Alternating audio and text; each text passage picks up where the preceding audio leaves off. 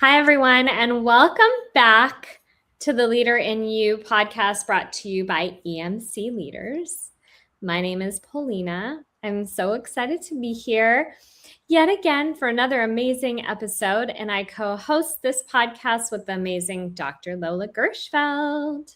Hi, Polina. Everyone. Hello, everyone. So nice to be here with you. Welcome to our podcast. Yes, we're so excited to be here. And of course, we are now in March, which is time for new things and blooming of new things in your life. So, we have a great topic for you today. Today, we're going to take a look with a magnifying glass at the purpose of what's called the 4 moves in the EMC process. So, you may or may not remember that we have gone through the form, the process, the difference between using the attachment, a process that really focuses on the attachment theory in your workplace relationships. But we're going to dive deeply into understanding what is the purpose of the 4 moves, which coincides so beautifully with the change of the season. So we just had a daylight savings time that happened this past weekend. And I was talking to some of my team members, and they were like, oh my gosh, it's been so difficult. We've lost an hour, in our sleep. And I love it actually because the sun rises a little bit later, but it also sets a little bit later. And the shift is something new, which is so fun for me. I love new things. I love new experiences. And part of this 4 moves kind of creates our openness to new things, which is what is happening during the spring season. So let's get to it. Dr. Lola, tell us about the purpose of the 4 moves. What are the 4 moves in the EMC process? Well, the 4 moves are helping you to be focused on the conversation that is happening, that you're trying to resolve, or the conflict that you're trying to resolve. And the 4 moves actually help you to structure that conversation, because we do have the reconnection form, we have the 6 responses, we have the 5 techniques, we have the slow motion camera. All of these tools help you to guide people through the process of repair and through difficult conversation, because sometimes conflicts could be difficult to resolve, and people have to feel safe to talk about what happened, and they want to feel understood. So the 4 moves are almost sort of the foundational that you use over and over and over again to guide people through the repair and reconnection. I also think that it's important to point out that the challenges in directing a difficult conversation, if you're not involved, but you're maybe in a management position that's dealing with 2 people that are struggling, is how to keep them on the path of connection or connecting or repairing the relationship after a difficult conversation, because oftentimes we could get off balance and then we can maybe pull them back into balance, and then they kind of get derailed back off balance. We pull them back into balance. And so these 4 moves, like, think of it like a board game. You can move forward and back. I would say actually chess, because you're like what's it called? That little me and my chess pieces. I've my kids who love to play chess. You have the knights, I think, that move like forward and back and side to side. You can use the 4 moves. And for those of you listening or watching this and would like to correct me on my chess move, please do so in the comments below. You can move forward and back through these 4 moves to keep the 2 people involved in a situation on the right track. Well, right, because the most important purpose of the conversation is to repair the connection.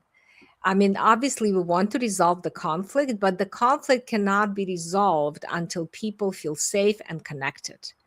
And we talk about this all the time because the brain is not accessible, the prefrontal cortex, where the logic, where the collaboration, where engagement is stored and empathy is stored, is really is not accessible to us until the amygdala relaxes and allows the prefrontal cortex to be accessible. So that is why it is so critically important. If you do want the resolution, true resolution comes with connection for first and foremost. And then we can actually come up with many different options on how to move forward, how to resolve the situation. But first, we have to resolve the connection. So let's get to step one. What is the first move? Yeah, move one. And actually, the reason why we called it moves, because from my teacher, Sue Johnson, she has in her process the emotionally focused therapy. She actually calls it tango moves because she loves to dance tango. She used to love to dance tango. And so do I. I love Argentine tango. So in Argentine tango, it's improvised. The dance is improvised, but you have to have these specific moves that you do over and over again to move through the process. So the first move is we call the reflecting the present process. So the reflecting the present process, what does it mean? We identify the moves of each person. So for example, I might say, Bob, when Nancy raised her voice, that really triggered you. And in Mm-hmm. that moment, you turned away. Mm-hmm. Okay. So I'm reflecting the present process of what's going on in their moves. One person says something, the other person responds. And then when you turn away, Nancy gets more louder because she feels like you are turning away from her. Okay. So that's very important to identify how people impact each other and trigger each other in that moment. It like bringing that overwhelming content and stories into the clarity of how each person moves in their dance of interaction with each other, while triggering, like stepping on each other's toes, and how they respond to those triggers. Okay. So, what you're saying is to identify what is happening in the patterns of their disconnection. But how can someone know if it's a pattern if it's only happened one time? Oh, that's a great question. Well, it usually doesn't happen one time because the first time, when we're not aware that we're getting triggered and something is happening for us and the way we protect ourselves, we don't pay attention to those things. So it always starts with little, like a small thing. Like person did not respond to your email, and then you start to think to yourself, why didn't they respond? I probably did something wrong. And then you send maybe the email again and they still don't respond. Now Mhm. you're thinking to, oh my goodness, they are avoiding me, right? And so now you come to the meeting and you are using protection instead of being yourself and engaged. Now you may be worried to say something. You kind of like don't even look at them, or you start maybe saying, hey, how come you didn't respond to me? Didn't you see my email? So the tone of voice plays a big role in how the emotional signals come across. So we might come across saying, like, already criticizing the other person, and they hear it as a judgment, right? And they hear it as a criticism. Yeah, that's so interesting. What if the person who's involved in that interaction is triggered by someone else? Like, let's say he's gotten in a conflict with another person, and then he goes to, this other person who has not done anything or triggered them at all. And so now he's bringing that trigger that he's just experienced to this next conversation that he's having with a team member. Because I feel like that happens a lot. People get disconnected or triggered, and then they don't know how to regulate their own triggers in another situation. It could be even at home where they're experiencing this, right? We actually saw it in that video where it showed how the woman gets triggered at the workplace and she goes home and then she gets triggered with her husband and then she's like, easily frustrated and annoyed by what's happening at the home. So how do you deal with that if you're trying to work on the relationship with the person who is triggered with someone else, but then comes and now has triggered the other person because of, their own struggle? Yeah, of course. And that I agree with you. That happens if people, that's where the awareness, right? When we do actually have the conversation and do the reconnection process, we bring that to the awareness. That's why when we reflect, that's move one, when we reflect the present process and recognize the steps and go through it several times, people start to recognize, okay, well, maybe I got triggered before I even had this conversation with you. Maybe Mhm. like Nancy, got Yeah. triggered earlier before she came to the meeting, and she reacted with such a aggression toward Bob, where Bob, got kind of like startled and turned away from her.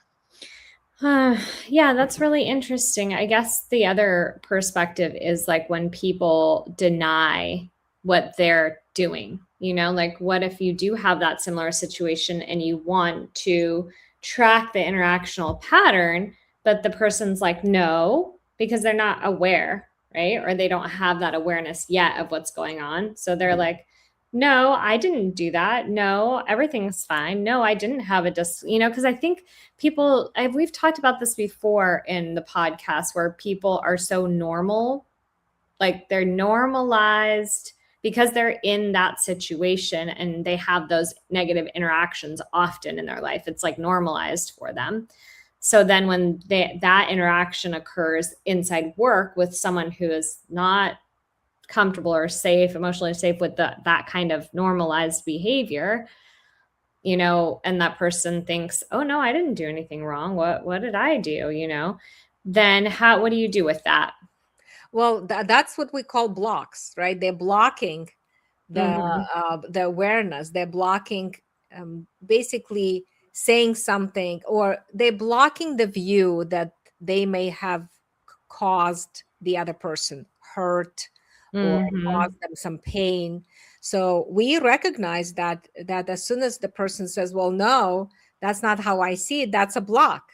Mm-hmm. And I'm glad you brought that out, because we have to understand, when people block, that means somehow they either feel ashamed, or they feel scared, or they start to feel inadequate, right? Or they start to feel like they are the bad guy. So all of these emotions come to play, and we need to recognize. And that's why in our process we keep saying it. Look, I hear that it might be difficult for you to accept and Mm-hmm. recognize, and at the same time you do impact this person. You might not meant to say that, or might not meant to behave this way, to respond, because you care about each other. We always bring the attachment significance, because you care about each other, you work together, you're very important to each other, and yet something is happening with you that you got triggered, and maybe how you responded to this person did not even, went so fast that you were not able to slow it down and to really recognize that you were triggered at that moment. I also think what I've heard also from before, um, people sharing, like this one lady in particular, she has a team of 3 people that she works with. And she often says that the one girl specifically on her team is very manipulative, you know? And what about that perspective? If you're tracking an international interactional pattern in move one, and the person kind of rejects the idea of recognizing that they're part of the cycle, or what they did is, an ineffective way, or they were disconnected before and now they're bringing kind of that disconnection into this relationship in the workplace environment or whatever. But then you explain it to them like, okay, well, this is what the pattern looks like. And they're like, oh, well, that I feel like you're just manipulating how I'm really experiencing this, right? Because that's not my opinion. I didn't do it. It's not, I didn't have any part of this. I was fine before I came. Like I feel like that happens a lot too. Like now I feel manipulated because you're telling me that I was upset before I even came into the conversation. Well, that makes sense. I mean, when people, anytime when they defend themselves in any form, whether Mm-hmm. it is to kind of like turn the conversation or change the story or somehow protect themselves, we have to recognize there's something going on within. Mm-hmm. So we Yeah. also reflect in move one. We not only reflect what's happening between people, we also reflect what's going on within the person. So yeah, it's hard to understand. And what's the beauty of this process is as people start to share their own experience, how they got triggered, and the emotions, especially emotions part, right? When we take the time and organize and clarify and assemble emotions, and also give space, like more of a bodily sensation and image, what we are actually doing, we are relaxing their amygdala, because the reason why they are responding in a defensive way is because their amygdala is hijacking their prefrontal cortex. So of course in that moment they won't be able to be open and say, yeah, I was part of it, until maybe several times you have to do this process until they actually recognize, wow, I had no idea. That's Mm-hmm. how I come across, because we catch the moment when the person is in the cycle. Yeah. Okay, so just to recap for those of you listening, move one is to track the interactional pattern that occurs with the situation. One of the questions that I often ask, this is something that you guys can write down or think about in your next situation, is what was happening prior to the conflict occurring? What was happening with that person? And that's something that you can ask yourself also, because you can even just asking that question bring awareness to what had happened with you or what was going on with you prior to the way that you responded or how you came out the situation or communicating the situation, or if you're the one kind of navigating two people in a conflict and out of a conflict, you can ask that same question, wondering what was happening with you prior to raising your voice, asking the question, why you didn't send the email. Like, so those are really great ways to bring awareness to understand the interactional pattern. Okay, let's move on to step two. Go ahead. Move two is we clarify and organize emotions. And I cannot say enough how important and powerful this move is, because emotions really hijack and really our prefrontal cortex. It gives us a sense whether we are safe or we're not safe. It moves us to action. It moves us into our reactions. So the emotions are very, very important. And what we do in this move is we actually help the person to articulate, organize, and assemble their emotional experience. Okay. So we have surface emotions, softer emotions, and then primary emotions. And we always want to get to those primary emotions because these are the core emotions that drive the interactions. I just want to stop you really quick, and I'll bring it back to you in a second. So, a reminder that we have a form. This is where the form in the EMC process becomes the tool to clarify and organize the emotions. Sometimes I've experienced people who just want to kind of jump to the primary emotions, say like I feel sad. And actually, even in elementary school, we learn the primary emotions. We learn scared, sad, happy, surprised. Those are actually the primary emotions that we learn in school.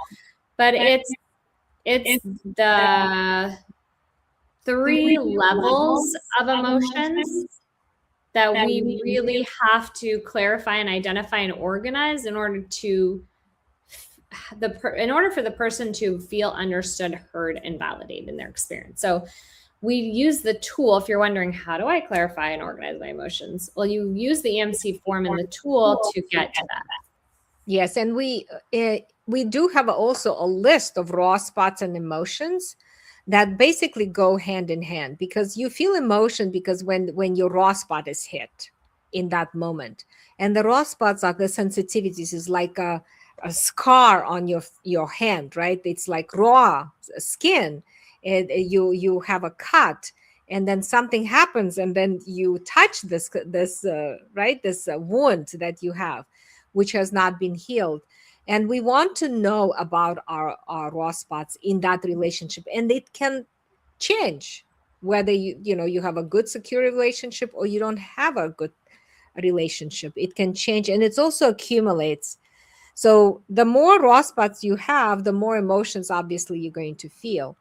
So and I want to go back what you just said. It is so critically important to really take the time to name surface emotions, softer emotions, and primary emotions.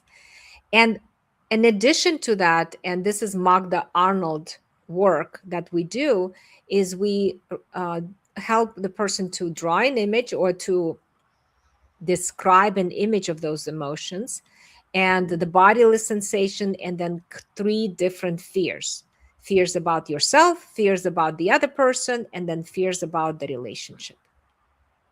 So that takes us to move 3. Yes.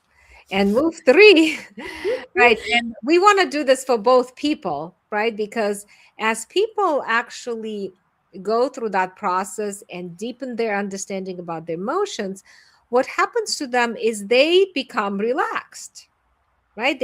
They feel, first of all, heard. They feel like they have a sense of comfort because suddenly they they feel less overwhelmed in their own space, in their own head, so to speak. And when people take the time to organize emotions, it feels like no more you no longer like chaotic, like you don't feel that rush of protections, like you have to protect yourself. Suddenly Yeah. you're open, you're relaxed, you can explore. And sometimes it's hard for people to do it one time. You have to do it several times, just do little by little. I remember doing a session with this finance team, and the direct report was very disconnected from the manager. She was a withdrawer, and she would go around her manager to do her job, Mm. while the manager was a pursuer, meaning that the more the direct report went around her, the more activated the manager became. So the Mm-hmm. manager became very aggressive, especially like during meetings, because the direct report in the meetings, she would not even look at her. And so, the more the direct report would avoid her, the more the manager would have all of these feelings of rejection and helplessness and hurt. So she would attack the direct report.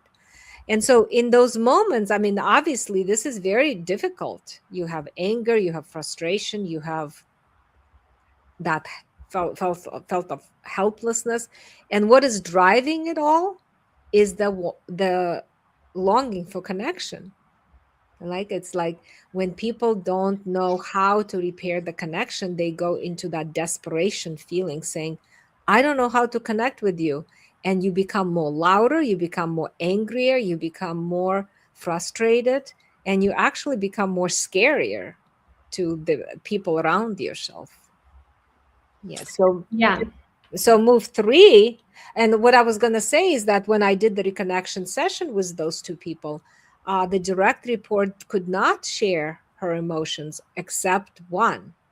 She just kept saying, I felt hurt. Mm-hmm.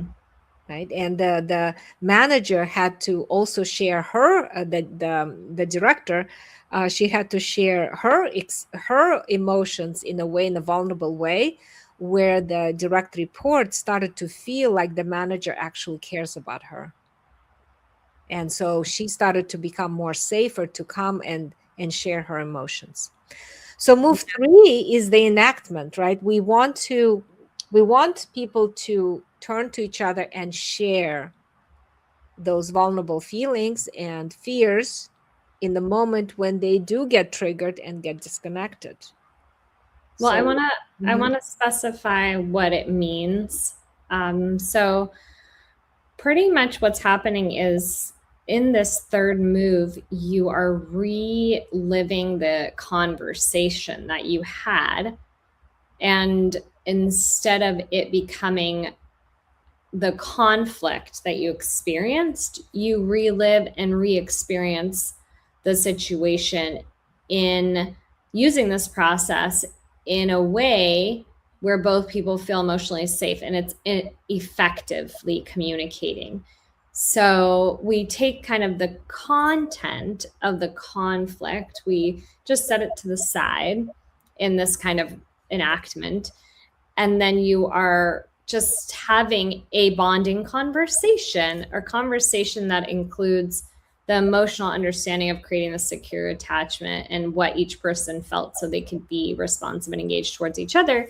And then once that happens, we could bring the content of the conversation back into the situation. So exactly, exactly. And I like that you said the word you are reliving it, right? mhm. Because you're right. We kind of like slowing it down to show how each person reaction triggered the other person. It's like we're dancing, and then now we're stepping on each other's toes. And as Mhm. we step on each other's toes, we start to move to different direction. And as we move through a different direction on a dance floor, we're hitting each other back and forth, right? So that's how it happens in the conflict. When we are taking over the negative cycle, we actually start to say things that we don't mean, Mhm. or we act in a way that we act weird. The other Yeah. day I acted weird myself because I was triggered.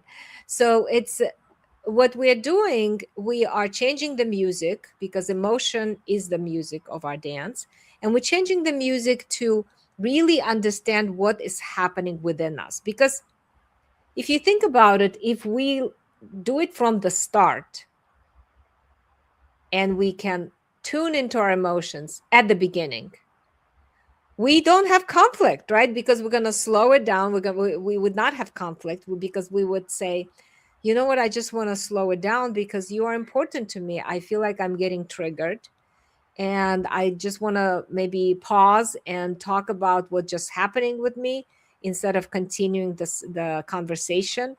Or we could say, can we take a break? Can we come back to this conversation, and can we, get some coffee and talk about our relationship? Because I'm getting a sense that I'm annoying you somehow, or you're getting frustrated with me, or I'm getting a sense that somehow, this comment that you made was very difficult for me.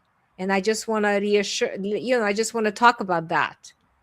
So when we have those awareness and we have the tools to slow it down and the language to reach and respond to each other, the conflict doesn't happen, right? Because we catch the moment of disconnection early. But when we don't and we get stuck in a negative cycle, we have an opportunity to repair it through through the reconnection process and these four moves. So in And the this kind of ties us right to move forward, which is processing the experience, that occurs, and the reliving the moment in this effective way of communicating. And that also closes, a lot of times we hear that people feel unresolved with their situations at work or unresolved, and those unresolved experiences kind of add on and build up until there is something greater that happens. So processing and kind of processing the relived experience, then it's like closing and resolving the situation that you've had with this person. Correct, because we are creating a new experience, right, for each person. In enactment, in move 3, what we're actually asking each party is to turn to each other and share their vulnerability. And the other person, we are, in move 4, when we're saying, how was it for you to share, how was it for you to hear it, we are giving a sense saying, like, look, you have a new way of communicating and sharing that experience with each other, because you're so important, because you care about each other, because your relationship is so important for you to work together. We are creating safety and connection. And I think the really important key here is we have to accept each other's experience. We don't have to agree to those experiences, but we have to accept this is how we impact that person or each other. And then we validate, right? We validate it makes sense that you would felt that way. And then we reassure. And this is where the bonding happens. It's like the bonding moment gives so much energy to the conversation. It's almost like lighting up the New York skyline. It's like that. It's like suddenly a big firework, right? Because you suddenly feel heard, valued, but mostly you feel important. Like the other person really cares about your experience. I know we talked about this years ago when I think it was Oprah. Did you see her speaking Yeah, on yeah. stage? At Yeah. a SHRM conference. Yeah, the SHRM conference. Yeah. And she said the three most important words that you can say to someone is, I hear you. Yeah, exactly. Right. So it goes along with that, like making sure you're have this connection where someone feels heard, validated, understood, and seen. So Yeah, exactly. okay, so that's a lot. I think that, all this can be, it's so new. It's a very new language for people. And if you have been listening and watching us for a while now, this is stuff that we repeat over and over again because it's like learning a new language. It's like understanding scientifically, how does the brain work? How does the attachment, how is it important for us to attach? And why is it important for us to be connected together emotionally? So maybe if it is overwhelming to listen to or to understand, know that it's a lot. It's like in one perspective, it's simple because it's just how humans are wired. In another perspective, it's just new information that is awakening in you to help you understand maybe places that you're stuck and not knowing what to do, and to help you understand, give you hope and understand, yeah, it is possible to get through some difficult experiences that you could possibly have at work. So let's just go briefly through them one more time. The 4 moves of the EMC process. Number 1 is move 1, tracking the interactional pattern. Number 2 is move 2, clarifying and organizing emotions. Move 3 is enactment, or reliving the experience in an effective way of communicating. And sharing, right, with each other. Yeah. And move 4 is processing that shared experience so that you can understand each other and feel heard, validated, understood. And we are actually creating what we call a new corrective emotional experience. And because in the moment when we get triggered, we get that emotional signal. And that emotional signal tells us something. And we might interpret that signal in a wrong way, or in a way that comes across us, which is, I don't want to say a wrong way, but it may be in a different way. It's an So when incorrect message, I think, right? well, yeah, sort of, yes, because we are correcting the message in that moment. Mhm. And the other, if we don't actually share that with the other person, they may not never know that this is how the message came across. So that is why it's so incredibly important for us to share how we trigger each other and what that message is to us. So through the bonding conversation, through these 4 moves, we are creating a new corrective emotional experience. Well, thank you so much for watching. This is another episode of the Leader in You podcast brought to you by EMC Leaders. My name is Polina, and I co host this podcast with amazing Dr. Lola Gershfeld. You can find us at emcleaders.com for more information on the courses that we offer, training for your company or your team. Please email us, Lola at emcleaders.com or Polina at emcleaders.com. And we look forward to seeing you next week. Thank you, Palina. This was a fun conversation. Thank you, everyone. We'll see you soon. Bye. Bye.